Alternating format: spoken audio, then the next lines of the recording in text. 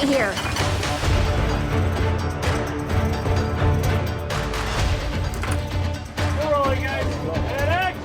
When Mo and his family run outside and they see these military helicopters flying very low, it brings a concern to Mo. Stay in the house. But he's also trying to remain cool, and he has to go investigate. Hey! Whoa, whoa, whoa! Hey! Stop! Stray dogs are a security risk. They're not strays, they just wandered from their home. It feels very similar to an invasion. They're shooting all the dogs in town. Under the premise of security, it's just hostile, and it's just a re-triggering of a generational trauma. Chairman, so glad you could make it. I can understand Angela's desire to push her own ideas, but that's beyond the pale in terms of really circumventing Rainwater and his authority. I don't need your permission to assemble, and neither does the council. This isn't assembling. This is greeting the President of the United States. I'm feeling like all the things that I've built are being undermined now. I'm his Director of Native American Affairs, and he's going to endorse Martin. Now we're getting to look deeper into Broken Rock and see what's happening within that reservation itself amongst our very own people. And that really puts Rainwater on his toes. Another challenge I've got to hold the res together. It's a big day for the people. It's another day for the people. Big days for you. Still stuck in that. Set. Bravo, mark.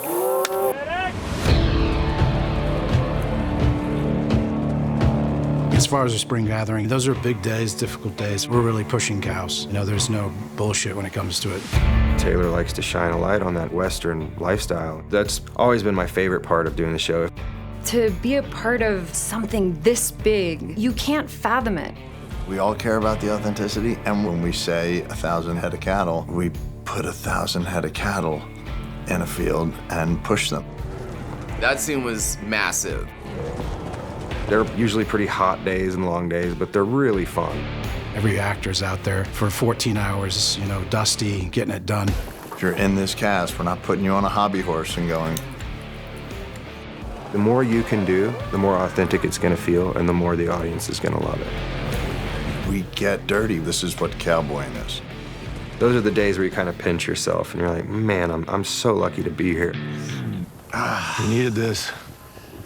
Yeah, we all needed it, son.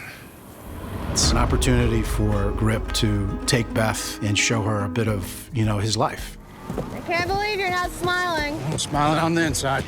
We see her in an element that we've never seen her. I mean, she is a rancher's daughter. She doesn't get to do much to experience it. To be with the land in that way, that ignites something in her. It connects her more to part of herself that she had not really been aware of. Don't ever call this work, okay? Ever. She starts to get joy out of it, and it kind of continues into this beautiful scene in the meadow. Come on. I got something I want to show you.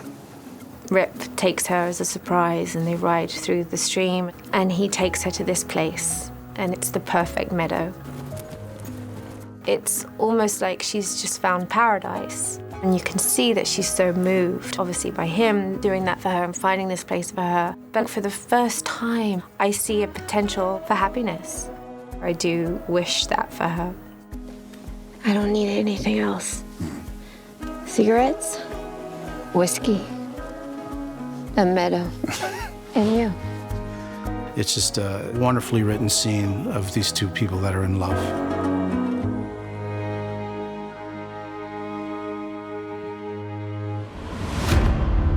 Summer's she's a stranger in a strange land. And so what's interesting is that now she's got time to wander.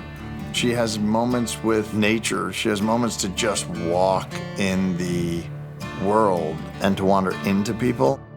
Monica, she's kind of Summer's first point of contact for understanding the ranch. Need help?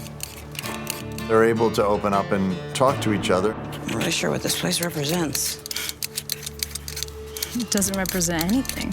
It's a conversation. She loves where she lives, and she has such a connection to the land. That's what she's trying to share. Cities are the opposite of nature. They defy it, which is why they always crumble. She does get to open up and see people. I think you're the environmentalist.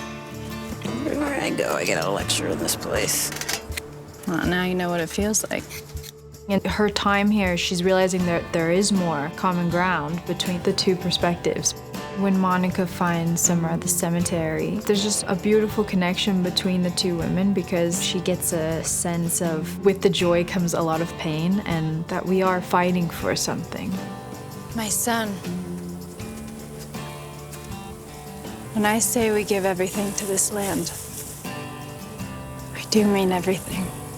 Summer starts to learn more about how much they care about the land through Monica's vision of the family and the ranch. Shoot one plate. All right, this is gonna be gorgeous. Roll, please. I think what this season has that we haven't explored as much is the Duttons in the world. Bravo, Mark. They're a part of a bigger fabric of Montana. The branding is a sort of celebration of community. When Emmett dies, it's important to community. Guys, get this. Go, turn around. Go. Something's going on here. This character that we've seen, we've never met his wife, but it was an important moment to see JD coming up and being with this person and holding this person. How? Like the cowboy should.